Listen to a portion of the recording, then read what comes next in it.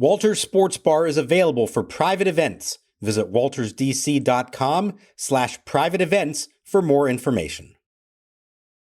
Sleep Number's new collections are designed to adapt to the changing nature of your life and your sleep needs. Whether it's the personalized comfort of the new Comfort Mode mattress, the targeted pressure relief of the Comfort Next mattress, or the Climate Collection that actively cools or warms to help you fall asleep and stay asleep. And now, get early access to our biggest sale of the year. Save 25% on the new Comfort Next Luxe for a limited time. Only at a Sleep Number store or sleepnumber.com.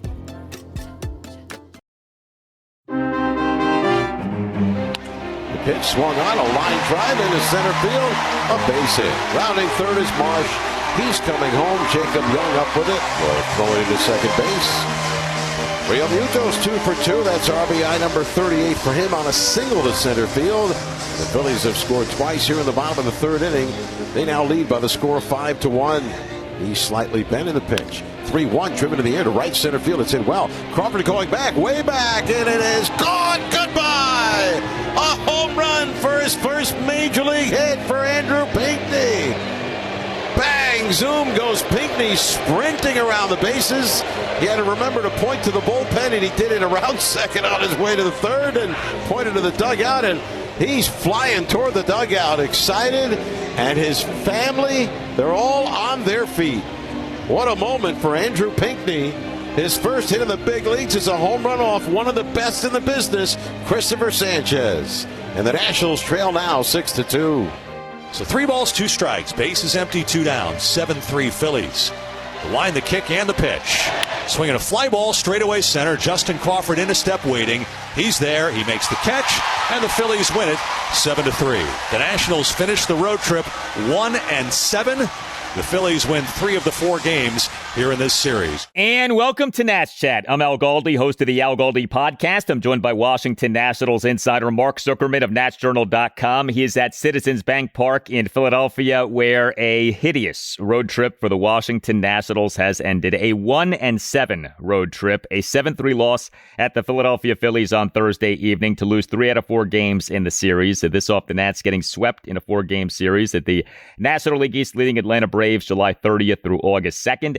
The Nats in MLB's 2026 regular season now are 5 games below 500, 56-61 run differential at +10. We via this podcast offer shout-outs, some messages that you write and we read, $25 each. Think of a shout-out like a message on the scoreboard at Nationals Park. Email us for more info, natschatpodcast@gmail.com. So a lot happened on this 1-7 road trip for the Nats, including the Nats trading away first baseman Luis Garcia Jr. and starting pitcher Foster Griffin, and the Nats putting outfielder James Wood on the 10-day injured list due to a left oblique strain, and the Nats designating starting pitcher Zack Littell for assignment. Are the Nats about to cut another veteran starting pitcher? The Nats starting pitcher on Thursday evening was Miles Mikolas. He allowed 6 runs in 5 innings.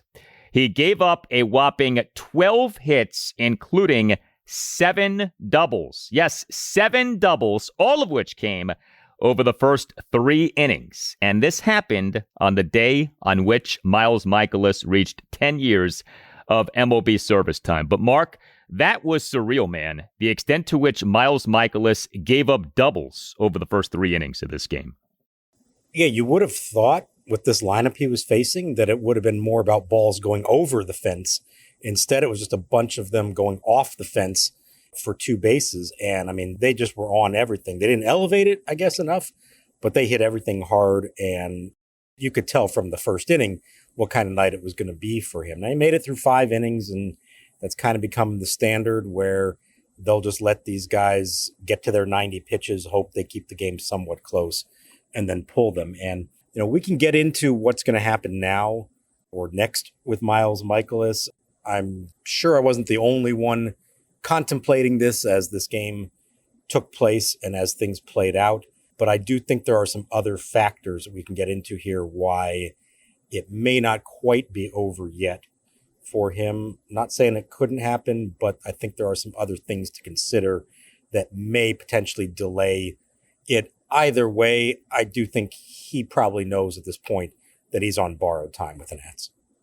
I don't know how he couldn't be. And we all like Miles Mikolas. I think he has come across as a very likable person with the Nats, but the numbers are brutal. 6 runs in 5 innings in this game, 12 hits, 7 doubles, 5 singles, a walk, a strikeout, 93 pitches, 59 strikes, 34 balls. He allowed the 6 runs over the first 3 innings, did then toss scoreless 4th and 5th innings. So there was that. We had talked about this idea of, hey, it would be rather cruel to cut this guy right as he is on the doorstep of 10 years of MLB service time. Well, he reached that milestone on Thursday, qualifying him for a full premier pension benefits under the MLB Players Association benefit plan. We saw the Nats on Wednesday announce having designated Zack Littell for assignment. Miles Mikolas' numbers are worse than Zack Littell's. Mikolas, for this regular season, has these stats: 24 games, including 11 starts, ERA of 5.89, WHIP of 1.41. But as we know, it's not always as simple as what are your stats, what is your age, what is your contractual status. So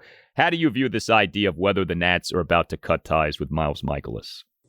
So clearly we have seen in the last few days that the organization is shifting its focus from trying to win this year to looking ahead to the future. And the Littell move is one of the several that they've done that telegraphs that. And so you would obviously think that Mikolas could be next. And I think under some circumstances that would be true. Here's the problem. They just traded Foster Griffin. That's one rotation spot they've got to fill. It looks like Andrew Alvarez kind of takes that spot, although he pitched at the beginning of the week. He's scheduled to go again on Saturday. Sunday's starter is still TBA. That's a spot they're going to need to fill. And I don't know if they are convinced that the 2 starters at AAA who may be in the mix now for a call-up at some point, that would be Luis Perales and Jackson Kent. Those are the 2 that I think we're probably going to see at some point this year. I don't necessarily know, though, that the organization believes either is ready yet for a couple different reasons. Perales missed a bunch of time coming off Tommy John surgery, and they're still monitoring his workload this year in his first year back. This is a guy they got from Boston in the Jake Bennett trade. In the case of Jackson Kent, not a health issue, but he's still pretty young. He was only drafted a couple years ago and has worked his way up through the system pretty quickly. Do they think he's ready to face big league hitters? So there's that question. And then complicating matters, as we found out on Thursday, is that Connelly Early may not be ready to pitch for them as soon as everybody hoped he would. This is, of course, who they got in the Curtis Mead trade, was already on the IL with elbow inflammation. The thought, the way that Paul Taboni described it coming out of the trade, was that this is somebody who he believes was not seriously hurt and was going to go face some live hitters, which he did on Tuesday in West Palm Beach, and then would be ready to make a couple of rehab starts and felt like we'd be seeing him mid to maybe late August. Well, Early did face hitters in West Palm Beach on Tuesday, and as we found out on Thursday, he reported some forearm tightness after that. And so they're putting a little bit of a pause on the plan. They don't know exactly what's next for him or when that will be. Now, Blake Butera was adamant to say multiple times both before and after the game when he was asked about it that they do not believe this is something serious, that this is very precautionary, and that it may not necessarily change the way they're viewing any of their rotation plans moving forward. No, we kind of pushed pause a little bit, hit a little bit of tightness in his forearm, so we're going to be ultra cautious with this one. It wasn't anything that, like, he didn't take himself off the mound. It was just in between innings of his live BP. His forearm was just a little bit tight, and we didn't want to push it. From what I've been told, it's not super concerning, but he did feel a little tight, so we decided to play him on the safe side. Sounds great, but you know what? Until Connelly Early is actually pitching in a game against hitters and comes out of it feeling good, I don't think you can just assume anything. We've been burned by this too many times over the years. So you put that all together, and that was a long-winded way of basically saying, yes, they probably believe as an organization that they're ready to move on from Miles Mikolas, but in order to do that, you have to have a viable alternative. And do they have that right now at this moment? I'm not sure they know that they do. That could change in the next week or two. And maybe they do think that it's time to go ahead and pull that plug. But I would not be surprised if they hold on a little bit longer until they're sure what's going on with Early and until they know that one of those other young guys at AAA is ready to come up. The Connelly Early news was disturbing because, of course, you hear left forearm tightness when a guy is dealing with left elbow inflammation and your mind goes to all kinds of places. But, it's real simple with Connelly Early. You're not pushing this. There's no reason to push this. Like, if there's any real blip in the recovery, you shut him down, okay? Like, it's not a must that he pitches for the Nats at the major league level this season. And this is part of why when the Nats made this trade and there was this talk of, well, this helps the Nats this season, I mean, maybe, but it was never a guarantee that Early was going to pitch for them this season. And, one little hiccup in the recovery and things get delayed, and all of a sudden you're looking at it being September, and it's like, what's the point of the guy actually pitching for the team? So, yeah, I'm not holding my breath on Connelly Early pitching for the Nats this season. Would love to see it, but, you hear left forearm tightness. It's like, whoa, there's no reason to push this at all.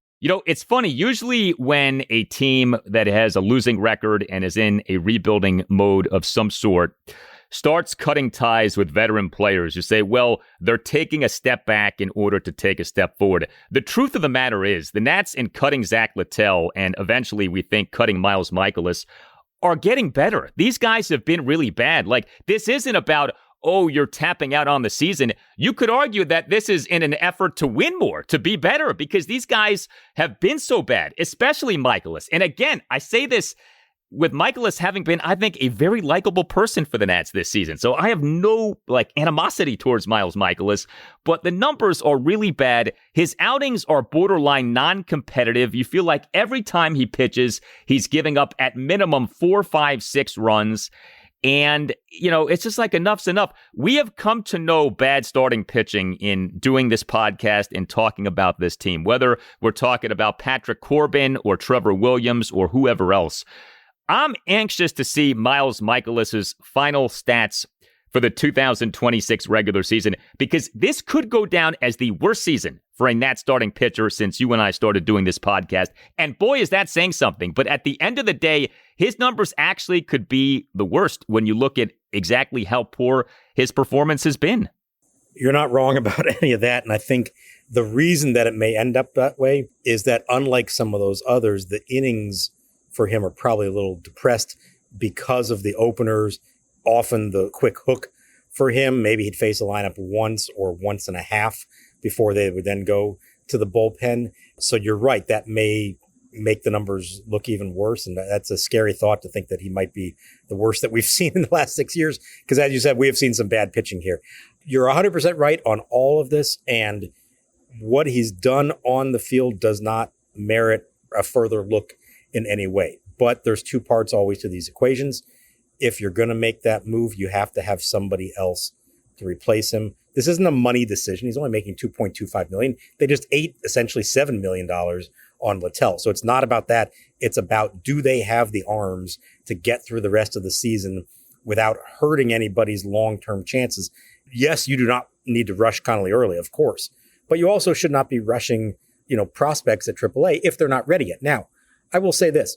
If this organization believes that either or both of Luis Perales or Jackson Kent is going to be a big part of their rotation in 2027, well, then they should come up at some point this year and at least get their feet wet.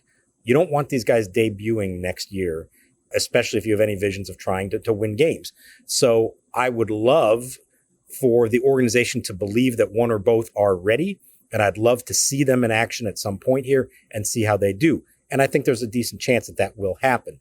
I just don't know that they're quite ready here on August 6th to do that. And so that's why I'm just giving the caveat that I wouldn't be shocked if Mikolas sticks around a little bit longer. Is it possible this was it for him when he walked off the mound at the end of the fifth inning? Sure, absolutely. And the performance and all kinds of other reasons would suggest that that should be the end of it for him. But just the sense I've gotten is that I don't know that they're convinced they have a viable alternative quite yet.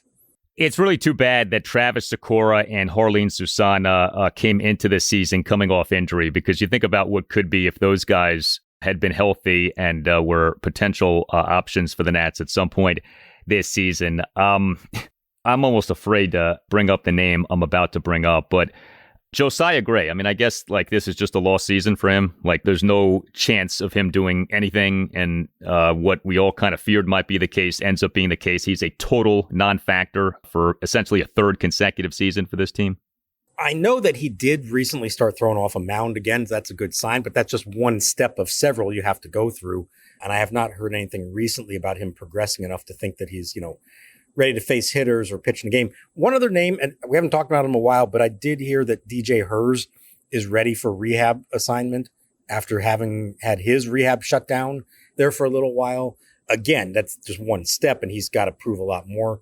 Maybe there's a chance he's ready before it's all said and done. So I do think there are options that they can look at. I just don't think they're quite there yet here in the first week of August.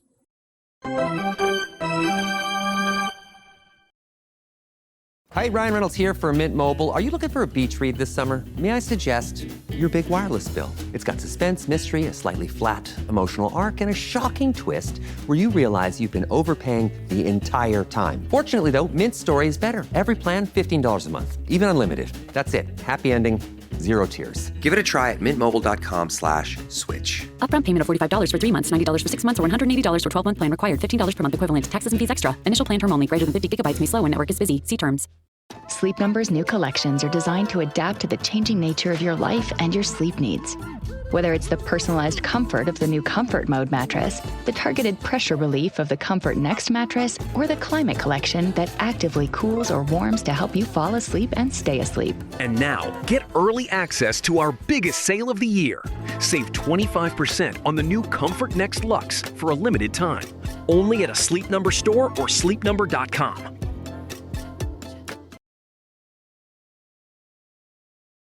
And the 0-2, swing and a line drive past the sprawling Nunez, and they're drawn an infield, a base hit to right field.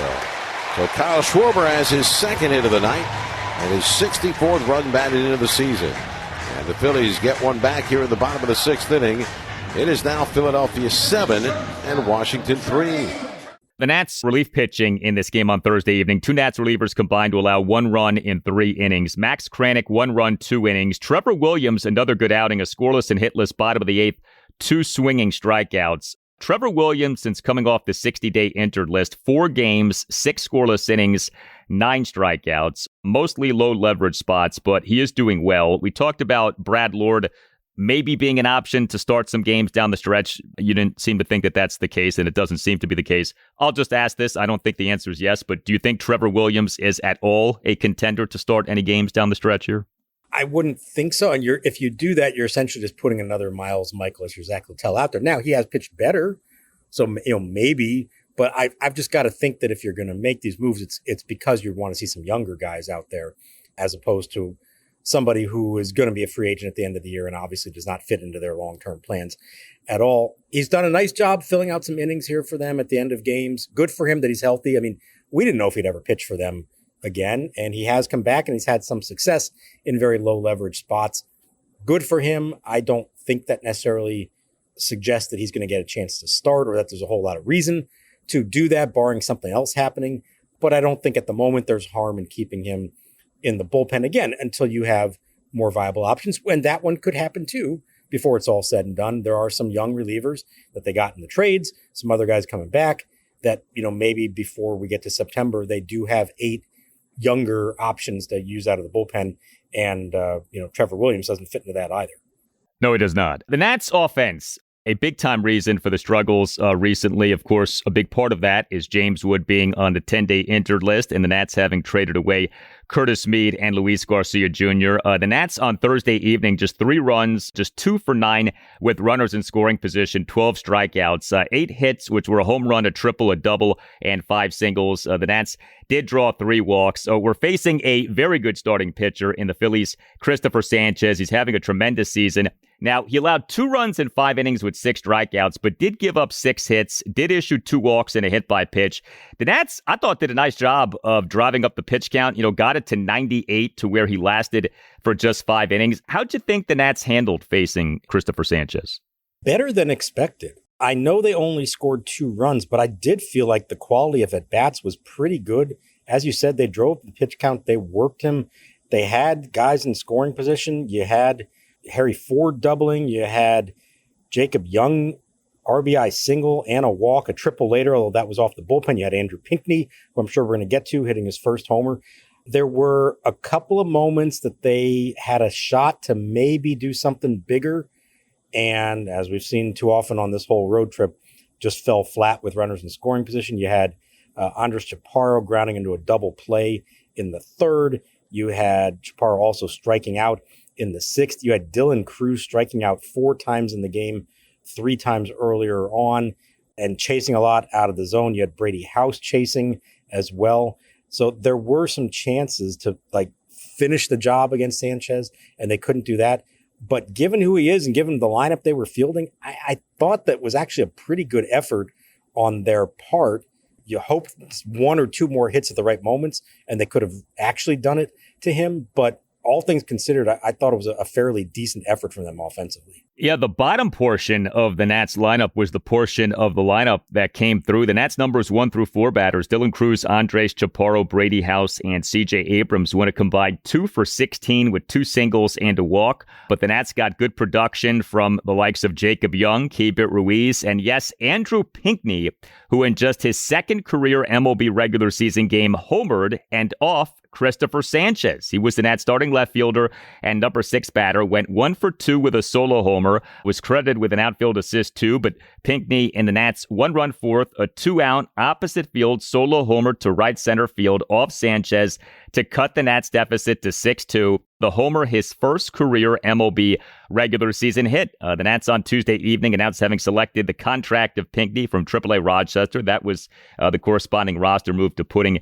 James Wood on the 10-day injured list. The Nats took Pinckney in the 4th round of the 2023 MLB first-year player draft out of the University of Alabama. The Nats for this game an all-SEC starting outfield when you look at Dylan Cruz, Jacob Young, and Andrew Pinckney. But how about that? A good-looking homer off a terrific pitcher for the first hit of Pinckney's regular season career at the major league level.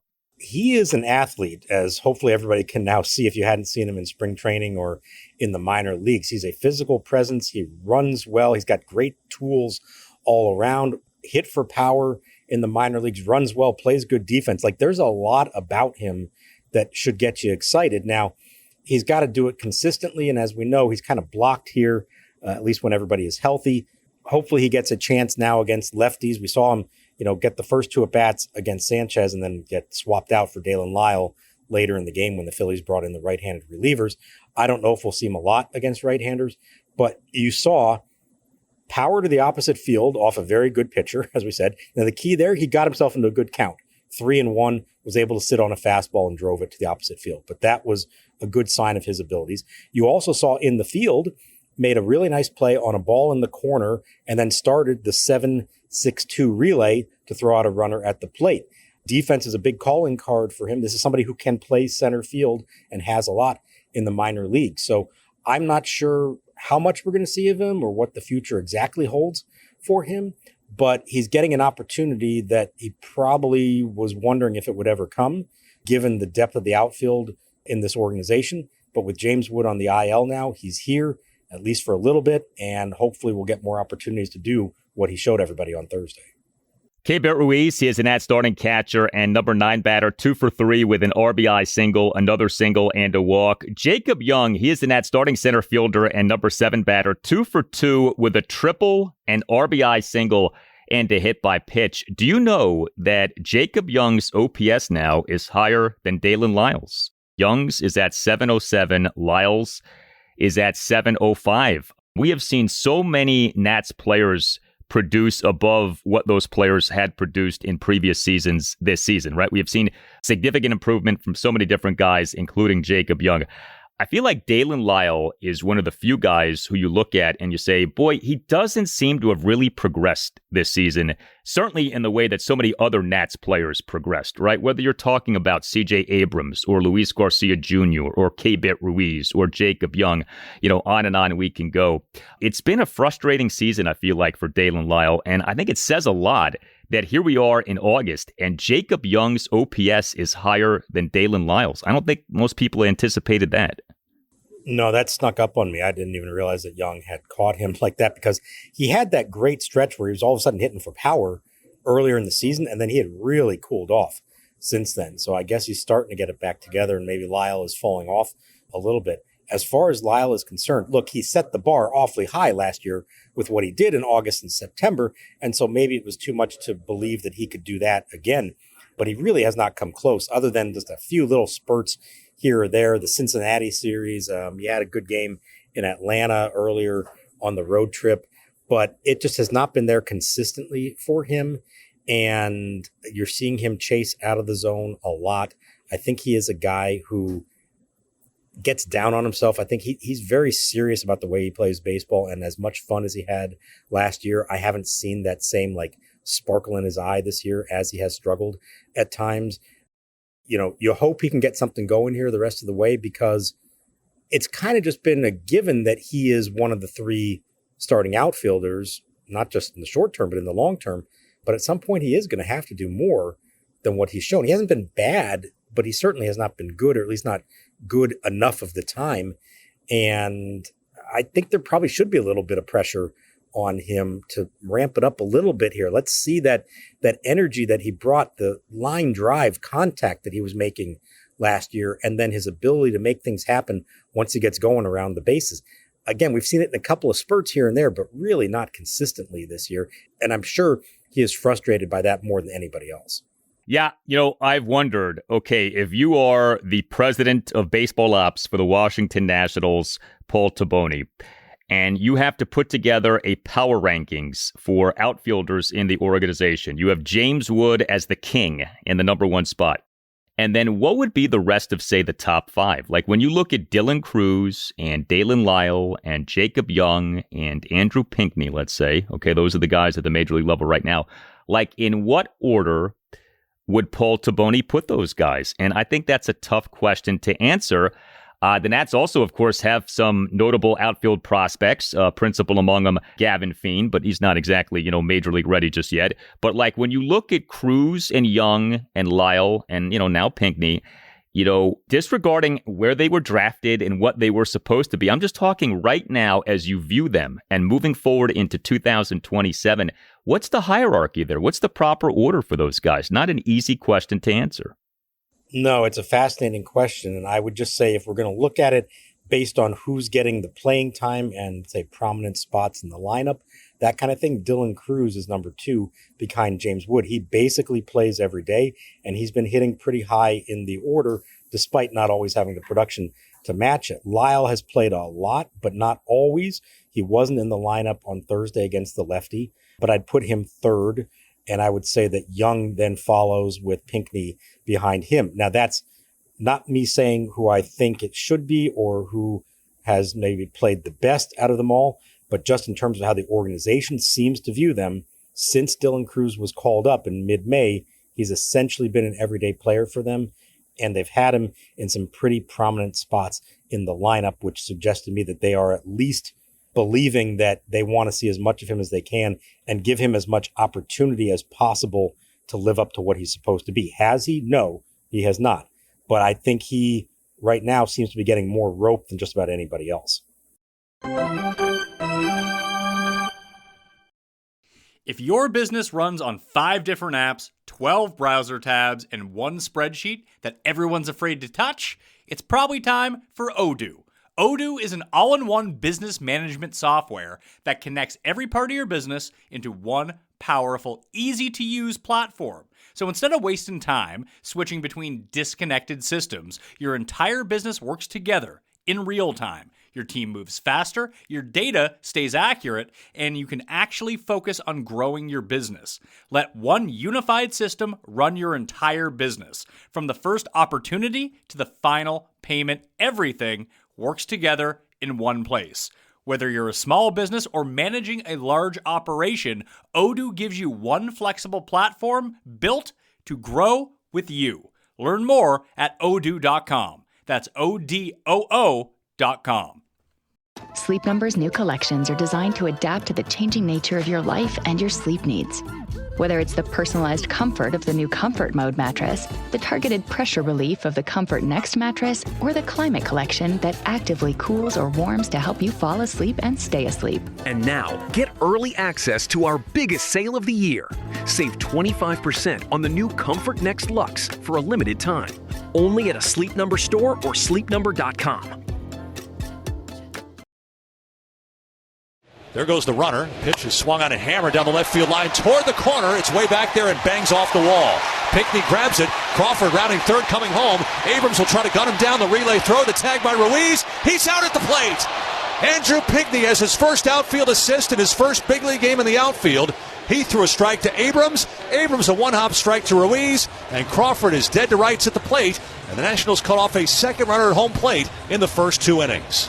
So next up for the Nats is a 6-game homestand, beginning with a 3-game series against the Cincinnati Reds at Nationals Park. The Nats have listed the following starting pitchers as probables for the series. Game 1 Friday evening at 6:45, Cade Cavalli. Game 2 Saturday evening at 6:45, Andrew Alvarez. Game 3 Sunday afternoon at 12:15. As we talked about, the Nats starting pitcher is to be announced. And then finally, the Nats get an off day, assuming no rainouts this weekend.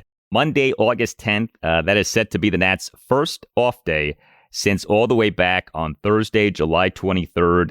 This really challenging stretch of 17 games in 17 days is coming to an end. And look, the road trip basically could not have gone much worse, right? I mean, let's just bottom line it. 1-7 over these 8 games, but a lot went into that. The fascinating what if, and we'll never know the answer.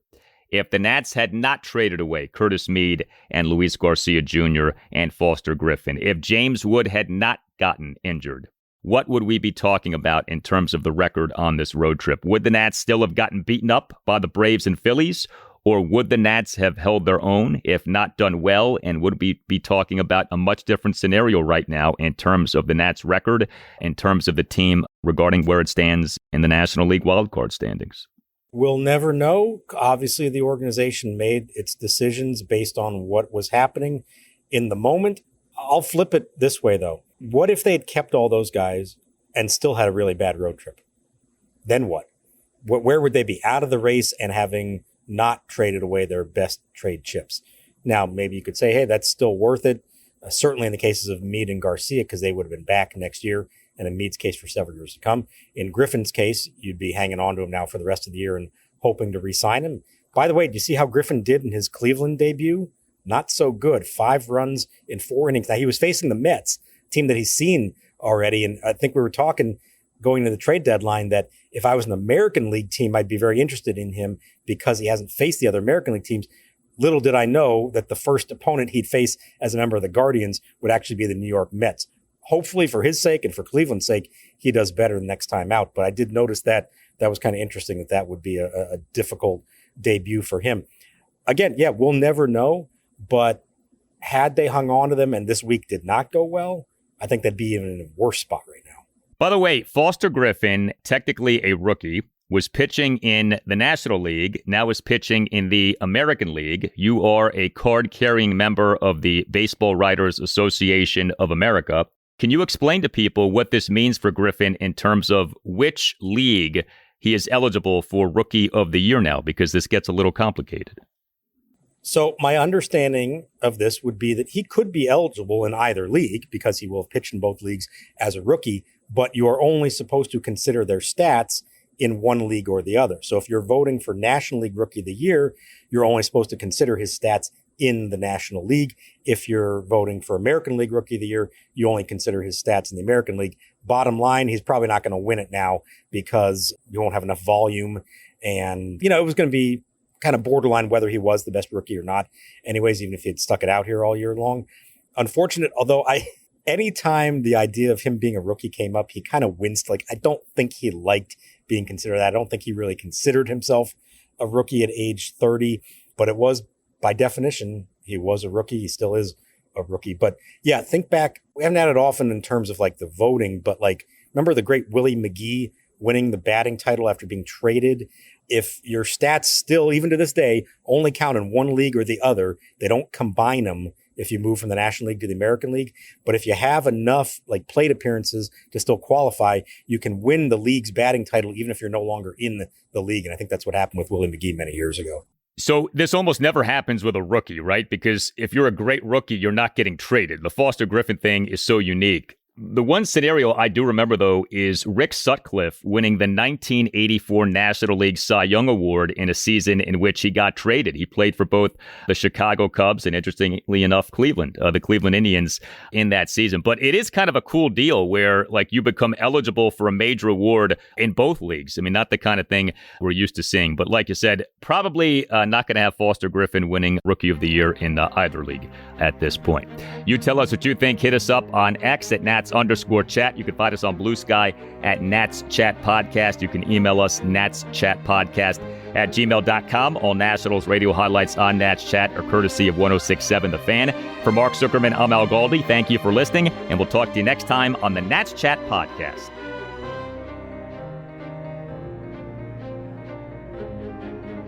Again, Mikolas squaring around, and the pitch. And is bunted to the first baseman. Abrams breaks the plate. The throw by Baldwin. The slide. The tag. He's safe. And Mikolas reaches first base. It's an RBI bunt from Miles Mikolas. And the Nationals lead 7-4. The Nationals bench is going crazy. Miles Mikolas drops down a perfect bunt to the first baseman. Baldwin's throw home was too late. And the Nationals add to their lead. What a ball game. Sleep Number's new collections are designed to adapt to the changing nature of your life and your sleep needs.